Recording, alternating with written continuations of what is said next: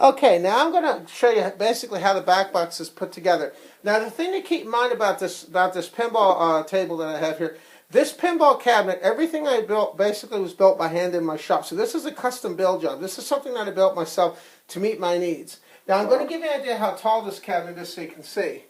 If you see where I'm standing right now, you can see the cabinet's not much taller. I didn't have the room in my game room to have a really, really big pinball machine. I actually thought about building it into a pinball machine, but the problem I have in my game room is I didn't have enough space in my game room to put a pinball machine in without dominating the game room, and I wanted to make sure I had my game room that was fairly open. So the result was that I basically built the cabinet that you see in front here. It's not the largest cabinet in the world, but it does just fine for my needs. I'm going to show you basically what's inside the back box.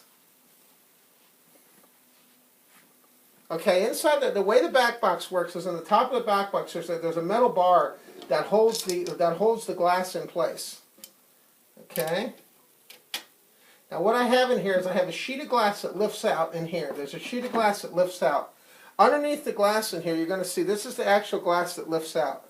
I'm going to show you what's inside. Now the thing to keep in mind is this glass I had. One of the things about my cabinet was I prefer to use real glass. All my cabinets that I currently have, I use real glass on all my cabinets. I don't use any plexiglass for monitor bezels or anything. Everything on my cabinets is made out of glass. Most of the cabinets I use anywhere from quarter-inch glass and slightly below that as far as thickness of glass goes. But you can see this is a pretty heavy piece of glass. And basically what I do on the back side then is I use Krylon back here, and I mask out where my monitor is going to go, and then I use Krylon. The same Krylon that you saw in one of my other videos on how you build an arcade machine. It's the same paint that I use for that one that you're going to see. It's the black Krylon high gloss that I use to paint this. Now what you're going to see in here is basically my monitor and everything is in here. This is where my monitor and everything is. And behind here, in the back of this, underneath here, there's also a set of speakers underneath here that are installed under here in addition. There's a set of speakers that are under here that handle the power. Now the speakers are located behind the monitor, so it's hard to show this because they're behind the monitor. I am gonna show you what they look like. I'm gonna show you basically where they're at. The speaker grills are right here. There's two grills that are underneath here. This is where the speakers come out, where the sound. There's a left channel, there's a right channel, and there's a left channel. That's where the sound basically comes out to power my pinball machines. Okay. And this is a 21-inch Samsung monitor. That's what handles my back box images.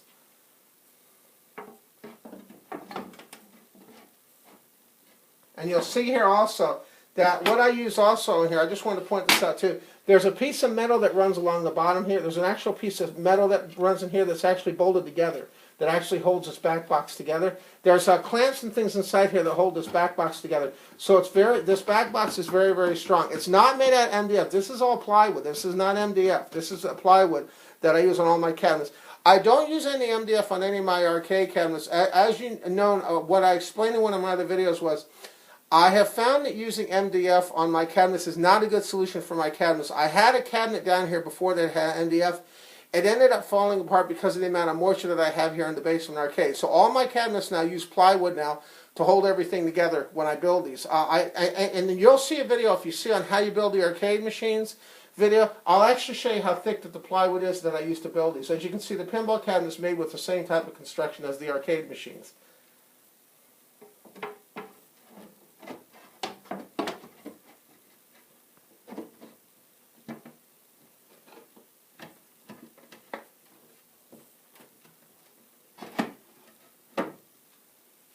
And then there's a bar on top here. There's a clamp bar on top here that has screws that it lines up with. It's also made out, and then it clamps on top, and that's what holds the back box in. Okay. Now we're going to go to the bottom. We're going to go to the bottom playfield. I'm going to show you how that's held in.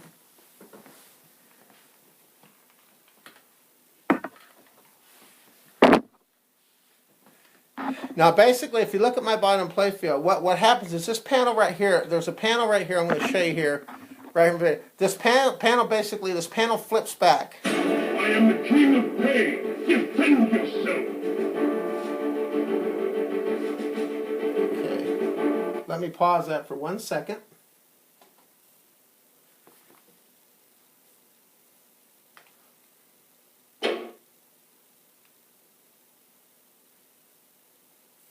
Okay, what I was saying is yes. Basically, there's a panel right here that I'm showing you. This panel basically swings back. There's hinges underneath there that hold this panel in place. This is the actual glass that covers the playfield. There's clamps on the front here that hold the playfield, that hold the glass in place. When you lift the clamps off, then basically this piece of glass basically lifts out, and this lifts up. Underneath here, this is the actual Philips monitor I was telling you about that runs the actual playfield. Now, if you'll notice in here that there's a framework and everything that I built in here. Underneath this, there's a cradle underneath here that has a clamp under here that holds this TV in place, just like if you mounted it on your wall. The only difference is it's reversed and it's underneath. That's the only difference. So instead of being on the top, it's underneath and it holds the monitor in place like this. So I can remove the monitor if I need to service it. And then also, in addition to that, you're also going to see that the frame and everything here that holds the monitor basically bolts into the side of the cabinets here through bolts that actually go into the cabinet. And then this is a piece of glass. Now, the one thing to keep in mind is if you're going to use a piece of glass like this right here, this was a very thick piece of glass. This was actually 1/4-inch glass that was tempered. This piece of glass cost me about $100 to make. And the thing to remember is it has the same construction as the others. There's Krylon on top, that it's basically painted on top. There's Krylon on top that I paint underneath. And then basically I mask the monitor off and then I paint the Krylon on top. And then this basically just slides on here like this, and then it slides back.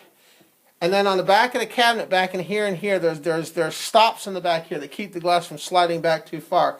And then when I need to, once I have the glass in place, then I just basically take these clamps I have here, and then these go back in place like this. There's one here. And then there's also, if you look here, there's one on the other side that goes over here. And then these are basically tightened down with a set of clamps. I'm going to show you the clamps. There's a clamp here. And then there's a clamp here. And that's basically what holds the glass in place. Now, as far as the control panel goes, I'm going to show that to you next.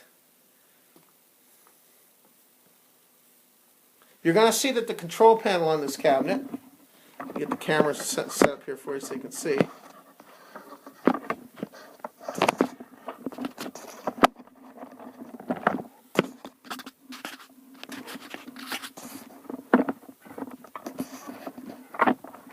One second, let me get this in the right angle so you can see this. Okay, yeah, you're going to notice that on my cabinets, that when I have this, basically this panel flips down. This panel flips down, and on the underside of the panel, you're going to see in here, I have the same setup I do with my arcade machines. Basically inside here, there's an X-Arcade build your own arcade kit module in here. I also have, and I have the joystick control. The joystick controls are in here that control the joystick. I have the buttons here, just like I have on my other cabinets. There's buttons that are in here. And then I also have flipper buttons. There's one here, and there's one here. There's also flipper buttons that are installed on the sides of the cabinet. There's one here and there's one here. And that's basically how the bottom of the cabinet goes together as far as where the flipper buttons and things go. And then what I want to play is I just flip this up like this on the inside, and then the wires go to the inside. Okay. And then basically that goes together like that. And then that basically locks in place.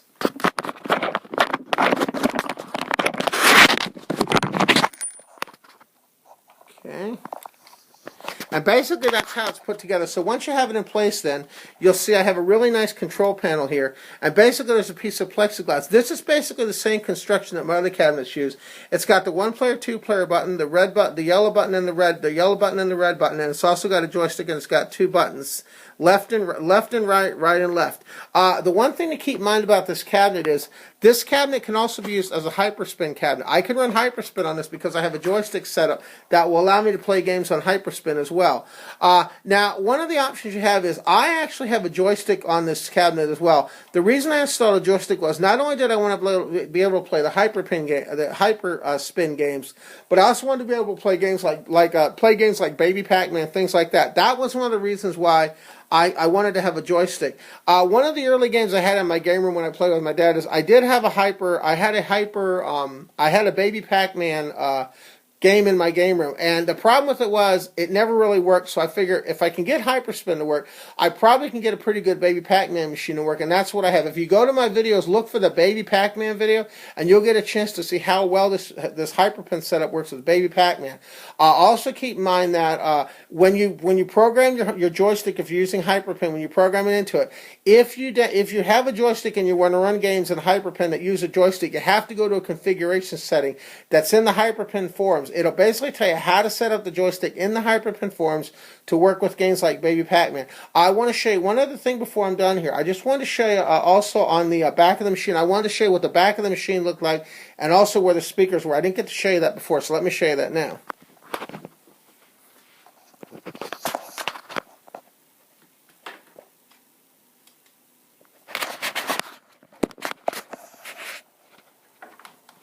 Okay, what I didn't get to show you is in the back of the cabinet. It's a little hard to see here, but in the back of the cabinet, there's basically speakers that are installed in the back here where my finger is. That's basically where the speakers are in the back box. There's a set of speakers that are behind here that go in the back here, right where my hand's pointing. Yeah, right here. That's where the speakers are in the back box, right on the left and right. Okay, and I wanted to thank you once again, by the way, for tuning in my channel, also for checking out my how to build a Hyperpin cabinet of your own video. I also have some other videos that are going to come up that are going to show you how to actually navigate through the game menus on Hyperpin. I'm going to have one of those videos next to show you. Thanks for watching.